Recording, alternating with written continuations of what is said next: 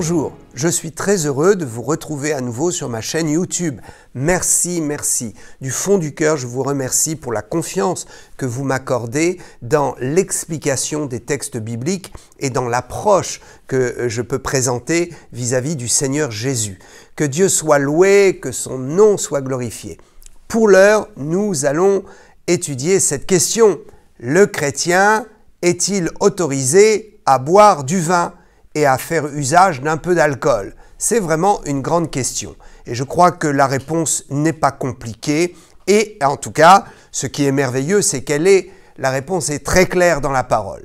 La Bible ne conseille pas de prendre de l'alcool ou du vin et n'incite pas à cela. Par contre, elle n'interdit pas l'usage de vin ou d'un peu d'alcool.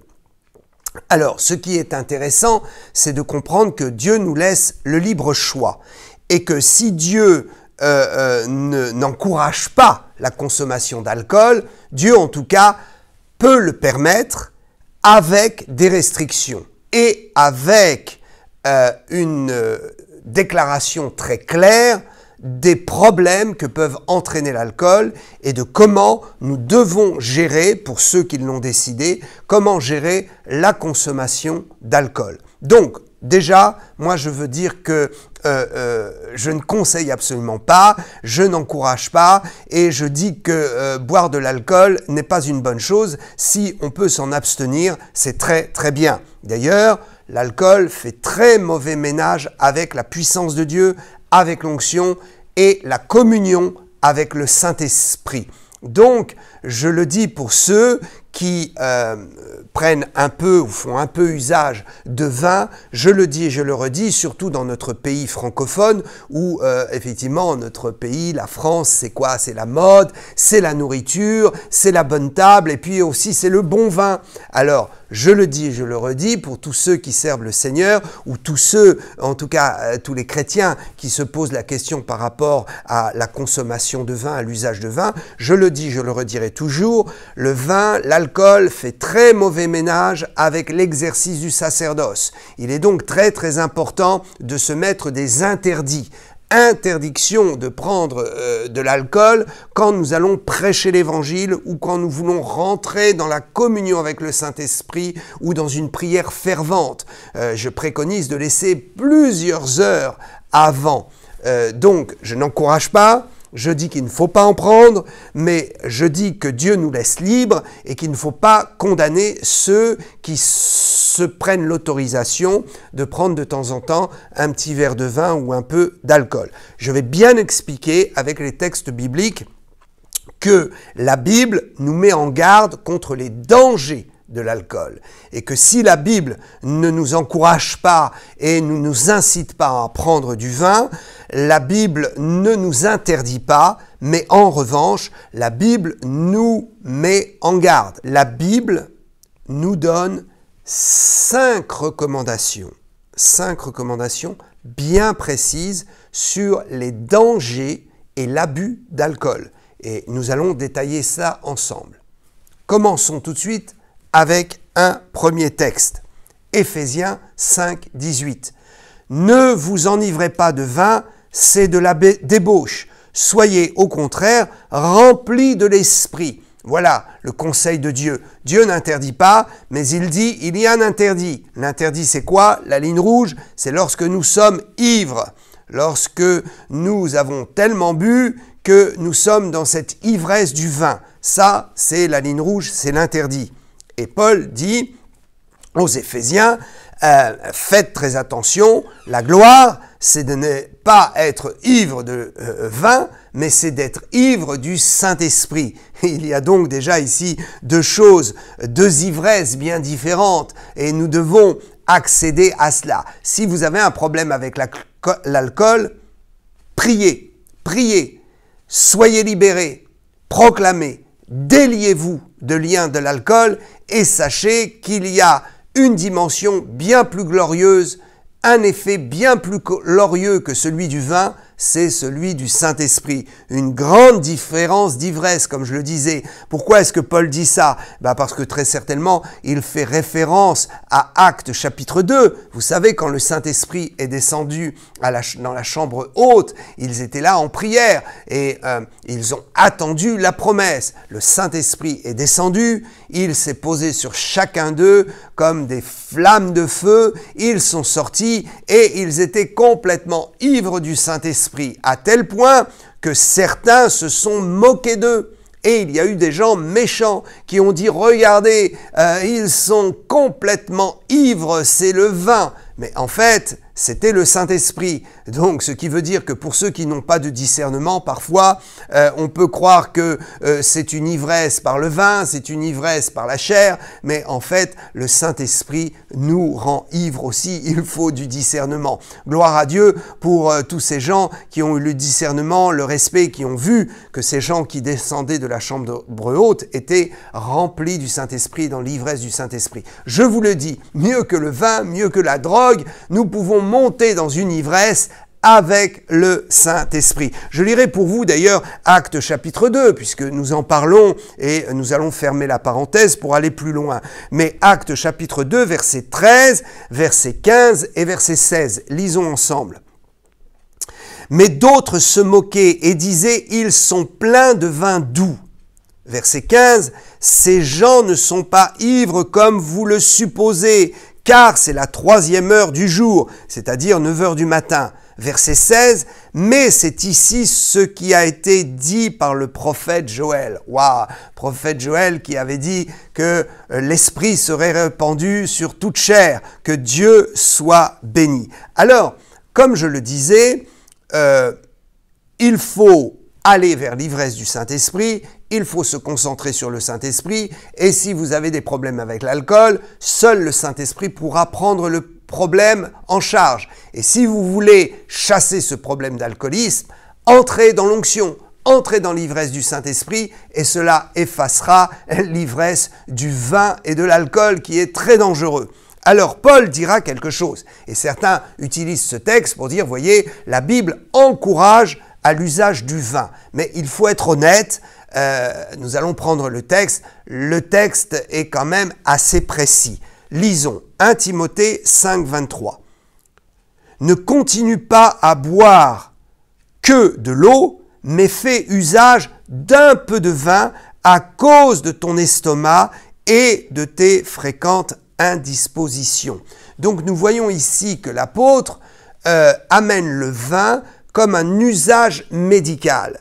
Le vin n'est pas interdit. Et si on l'utilise dans un cadre médical pour l'estomac ou pour d'autres choses, sans en faire en abus, sans être ivre, cela est acceptable par Dieu et cela peut même être une recommandation biblique dans le cadre médical. Donc nous voulons comprendre que Dieu utilise le vin et autorise l'utilisation du vin et le conseille donc dans un plan médical, mais c'est assez restreint, et dans l'usage de la Sainte Seine, puisque Jésus a bien pris du vin, il a bien changé l'eau en vin lors des noces de Cana. Donc Dieu n'a pas de problème avec ça. Jésus n'a pas de problème avec le vin et il n'a pas de problème avec ceux qui en prennent. Et c'est donc une autorisation, c'est une permission. Mais il faut faire très attention de ne pas passer la ligne rouge. Et il faut aussi savoir que si nous voulons être remplis du Saint-Esprit, il va falloir arrêter l'usage de l'alcool. Bien. Jésus a été aux noces de Cana. Le premier miracle, il prend l'eau, il le change en vin. Alors nous comprenons qu'il y a aussi toute une symbolique de l'eau qui est la parole de Dieu, qui est changée dans le vin nouveau. Bien sûr, ça c'est spirituel, mais Jésus l'a vraiment fait physiquement. Donc, on ne peut pas prendre ce texte pour dire que Jésus a encouragé l'usage de vin. On ne peut pas prendre ce texte non plus pour dire, voyez, on peut prendre et boire du vin. Non, il faut comprendre le contexte historique, le contexte du fait qu'il est arrivé dans un mariage où tous n'étaient pas croyants, n'étaient pas des adorateurs du Dieu d'Israël ou des adorateurs de Dieu. Et donc, effectivement, dans cette société, Dieu n'a pas interdit, Jésus n'a pas interdit, il ne s'est pas opposé dans le mariage. D'ailleurs, l'usage d'un peu de vin dans un mariage peut être tout à fait acceptable, à condition de bien respecter les règles, c'est-à-dire pas d'abus, juste un peu, à condition que le prédicateur ou l'officiant du mariage n'en prenne pas, parce qu'il aura les idées brouillées quand il va officier, ou alors il a officié et il va au repas après, il prend du vin, et puis là, il va dire des bêtises parce que tous les regards sont sur lui, on lui pose des questions, il n'aura pas les idées claires, donc interdiction. Et puis, il y a le fait que, comme je le disais, de toute façon, l'usage du vin n'est que dans le cadre de la Sainte Seine ou éventuellement pour un usage médical. Alors dans le cadre de la Sainte Seine, ceux qui ont des problèmes d'alcool, il faut prendre du jus de raisin, naturellement. Il faut prendre du produit de la vigne qui n'est pas fermenté, alcoolisé. Donc c'est toujours le produit de la vigne, le jus de raisin. Et puis, il faut savoir que nous prenons uniquement un peu en nous trempant un peu les lèvres ou en prenant une petite gorgée. Il est évident que ce n'est pas une consommation, c'est un symbole. Donc nous participons au vin de la Sainte Seine et cela, il n'y a aucune interdiction. Donc, Jésus a utilisé du vin pour faire le repas de la Sainte Seine. Et je rappelle, pour ceux qui disent, oui, mais c'était ancien testamentaire, il a fait le kidouche, vous savez, c'est cette coupe de bénédiction que prennent les Juifs au début du repas de Pessah, ou qu'ils prennent également chaque vendredi soir pour entrer dans le sabbat, le Shabbat du samedi. Donc le repas du Shabbat, on prend du vin, c'est la coupe de bénédiction, et Jésus a pris la coupe de bénédiction, et après il a partagé le pain et il a dit ceci est mon corps, et à la fin du repas, il prend la coupe. Donc c'était toujours une coupe de vin. Donc ceux qui me disent oui, mais il a fait la Sainte Seine, c'était dans un contexte d'Ancien Testament et de Pessah, de la Pâque juive. Non, puisqu'il a transformé cette Pâque et qu'il a bien dit à la fin, voici le sang de ma nouvelle alliance. Le vin, c'est le symbole du sang de la nouvelle alliance en moi. Donc nous avons absolument l'autorisation et le devoir même pour le symbole de prendre du vin à la Sainte Seine, excepté pour ceux qui ne supportent pas le vin ou qui ont des problèmes avec l'alcool. Bien, ceci étant dit, je vais en venir maintenant directement au fait que nous devons marcher par conviction, et que si nous avons une conviction de pouvoir faire usage d'un peu de vin ou d'un peu d'alcool, il faut absolument faire attention aux recommandations bibliques. Donc, nous voici dans les recommandations bibliques. L'abus, c'est quoi l'abus? Où est la ligne rouge? Où est-ce que Dieu met l'interdit? Eh bien, nous allons le voir tout de suite dans ces 5 choses. Première chose, l'interdit du vin ou de l'alcool se situe au niveau de la convoitise. C'est-à-dire, premier point, quand l'alcool devient convoitise pour moi et devient un besoin, sans être encore une addiction et un lien, mais c'est un besoin, c'est un style de vie, je veux faire mon repas avec ça, je ne suis pas alcoolique, mais j'aime bien faire mon repas, c'est une convoitise, on est attiré par cela. Alors attention, c'est une ligne rouge, parce qu'on ne doit pas prendre du vin parce que cela répond à un besoin de convoitise de notre cœur. Comprenons, Proverbe 23, versets 31 et 32.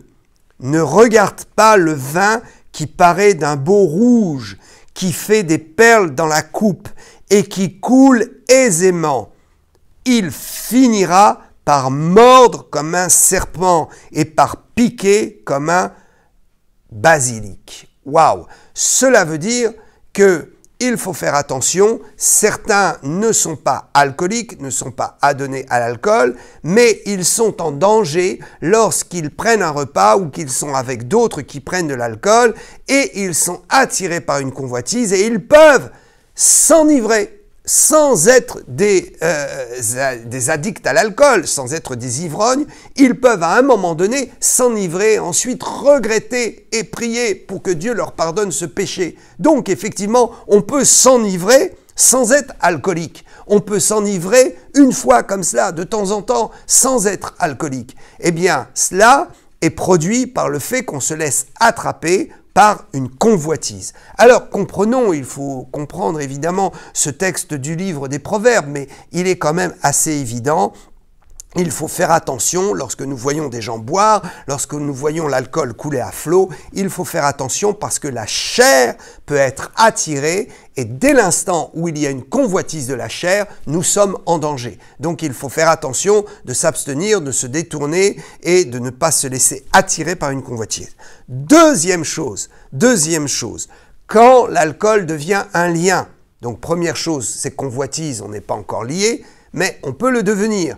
Et donc, quand l'alcool devient un lien et devient quelque chose que le corps réclame, quelque chose dont on ne peut pas se passer, alors là, c'est l'interdit. Parce qu'il y a des gens qui disent « mais moi, je ne suis pas ivre, je ne suis pas un ivrogne ». Le texte de Paul qui dit « ne vous enivrez pas », moi je m'enivre jamais. Seulement le problème, c'est qu'ils prennent tous les jours une petite quantité d'alcool qui fait qu'ils sont devenus addicts et que ça a créé un lien. Et ce lien vient prendre contrôle de leur vie. Et ça, c'est un interdit. Dieu dit non. Lisons dans 1 Corinthiens, chapitre 6 et verset 12. Il est écrit « Tout m'est permis, mais je ne me laisserai asservir par quoi que ce soit. » Donc, si je suis asservi par des choses, cela devient un péché et cela devient dangereux. C'est la ligne rouge. Et donc, l'alcool fait partie des choses dont on peut être l'esclave. Des choses qui peuvent nous lier, qui peuvent nous asservir. Retenez donc cette recommandation de Paul qui dit « Moi, je ne me laisserai asservir par rien ». Et nous savons que l'asservissement et le lien et l'accoutumance de l'alcool est quelque chose de très dangereux, de mauvais, et c'est un péché, et ça, c'est interdit. Troisième chose. Donc vous voyez que quand même si Dieu permet un peu de consommation, il y a une restriction qui est quand même très claire. Troisième chose, quand il choque la conscience, quand je bois et que je choque la conscience de quelqu'un, à ce moment-là, je ne dois pas boire. Lisons dans Romains, chapitre 14 et verset 13.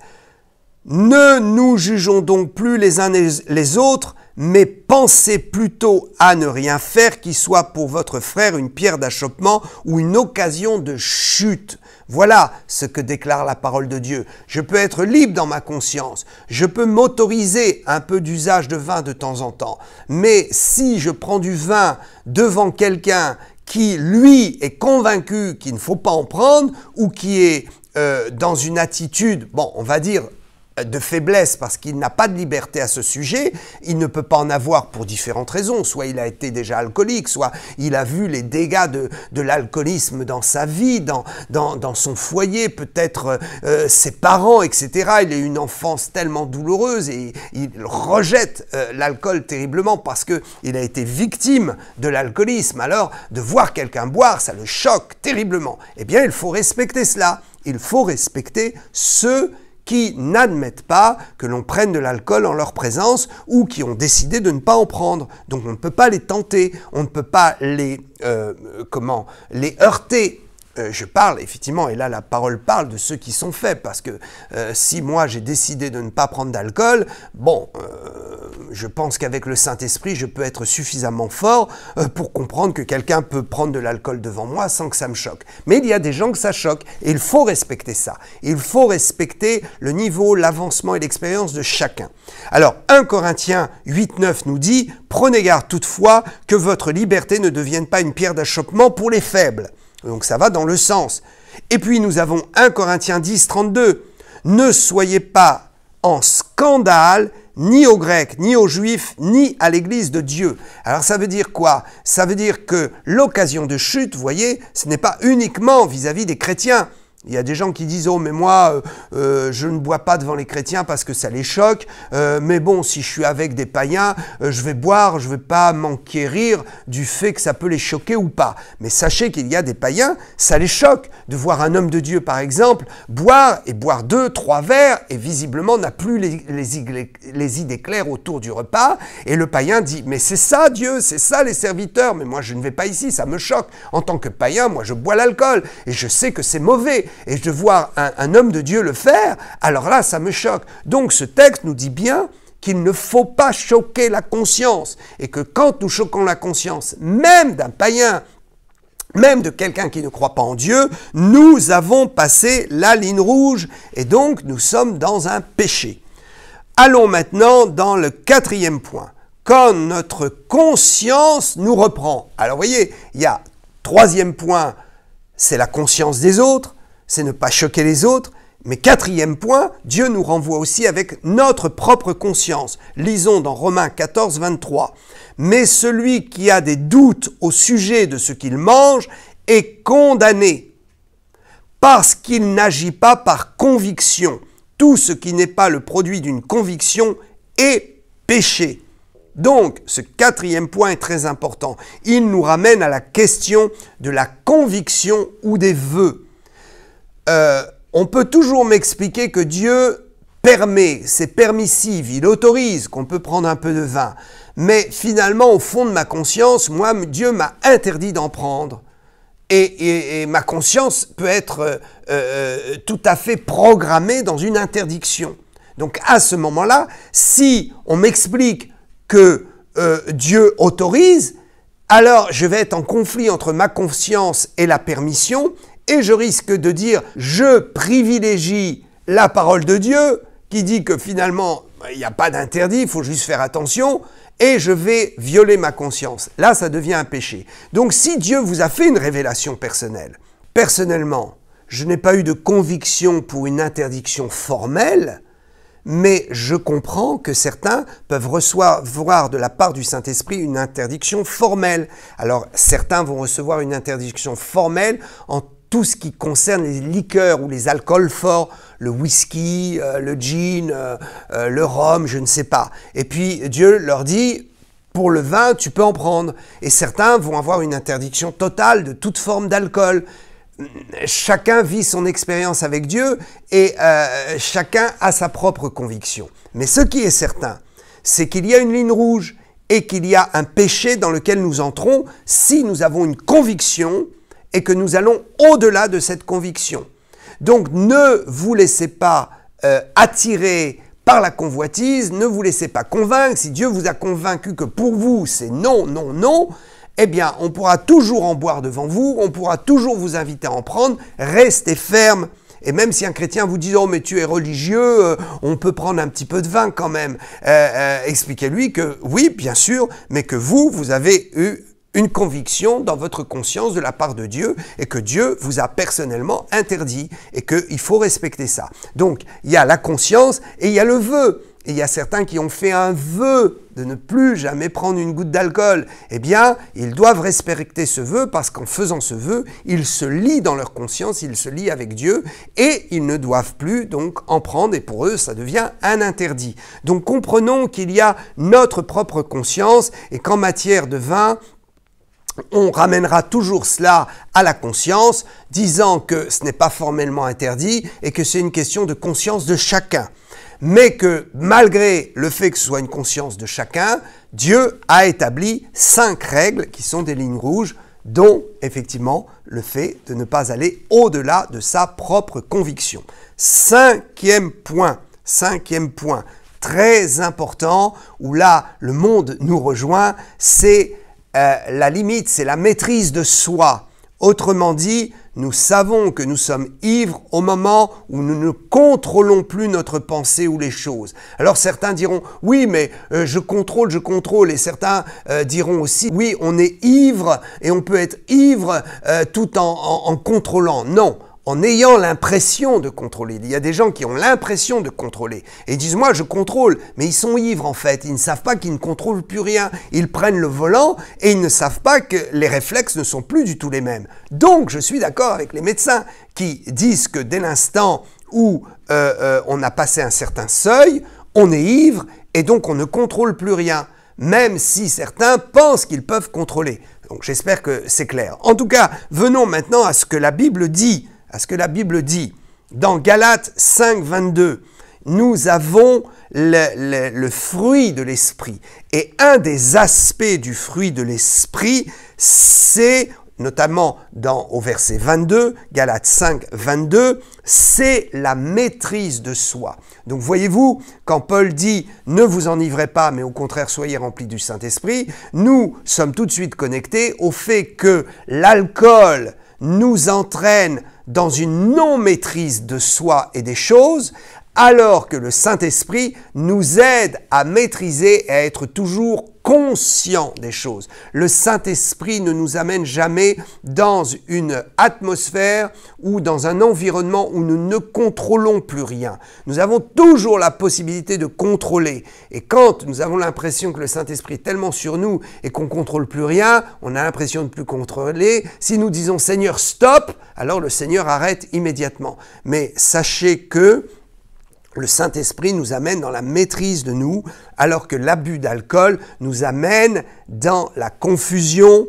Nous ne maîtrisons plus rien, nous ne contrôlons plus rien, nous n'avons plus les mêmes réflexes et nous sommes entraînés dans une distorsion de la réalité. Le Saint-Esprit nous amène dans la pleine réalité matérielle et spirituelle. L'alcool nous amène dans une distorsion. Donc dès l'instant où il y a distorsion de la réalité, où il n'y a plus maîtrise, nous sommes dans la ligne rouge et nous sommes dans le péché.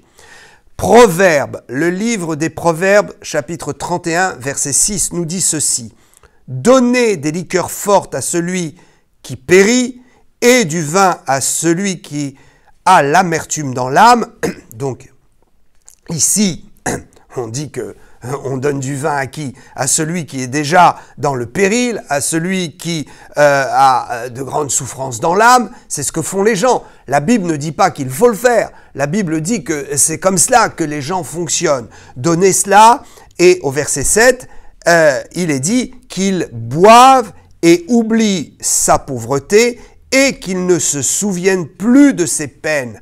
Voilà ce que produit l'alcool. Un effet placebo, un effet mirage, un effet qui, après, lorsqu'il se dissout, nous ramène encore plus dans la réalité. Donc, le livre de Proverbes fait une constatation. Donnez du vin, donnez de l'alcool à celui qui est dans l'amertume, qui est dans la peine, parce qu'il a l'impression que ça va l'améliorer. Et effectivement, ça améliore quelque chose, c'est que pendant un instant, il oublie. Mais il ne se souvient plus, il ne maîtrise plus rien. Donc, il faut vraiment savoir que la ligne rouge, c'est lorsque nous ne sommes plus conscients, nous ne maîtrisons plus, ou nous sommes entrés dans une perte de nos réflexes. Et savez-vous, ça va très très vite, très très vite. Donc, faisons très attention, usage d'un peu. Si vous vous le permettez, c'est toujours un peu. Et c'est toujours en dehors des horaires et des moments où nous allons devoir entrer avec le Saint-Esprit dans le service de Dieu, dans la louange, dans l'adoration ou dans la prière. Je lirai ce dernier verset dans Marc 15, 23 qui est très fort. C'est Jésus à la croix. Jésus à la croix, voilà, on lui a donné du vin, de l'alcool, on lui a donné à boire un espèce de mélange de myrrhe avec de l'alcool. C'était l'usage pour que le supplicié souffre un peu moins et que ça apaise ses douleurs. Mais Jésus n'a pas voulu prendre cela parce qu'il a voulu rester conscient jusqu'au bout de son combat contre Satan et contre le péché. Marc 15, 23. Ils lui donnèrent à boire du vin mêlé de myrrhe, mais il ne le prit pas. Donc, il n'y a pas de possibilité de mariage entre l'alcool, même un tout petit peu, et le service de Dieu, le combat spirituel et l'œuvre que nous accomplissons pour le Seigneur. Oh, que Dieu soit loué, j'espère que mes explications ont été claires.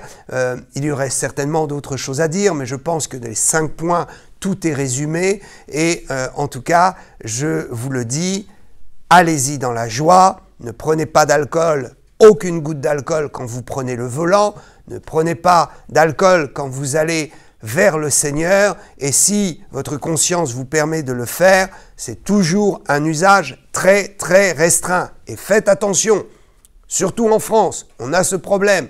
Beaucoup, malheureusement, de personnes qui servent le Seigneur ont ce problème. Il leur faut leur petite dose d'alcool tous les jours et ne se rendent pas compte qu'ils sont devenus addicts. Ils disent, oh, mais moi, ça va, je maîtrise. Mais c'est une addiction et un lien. Ne vous laissez pas asservir. Oh, que Dieu soit loué. Je vous aime dans le Seigneur. Je vous dis à bientôt pour d'autres émissions.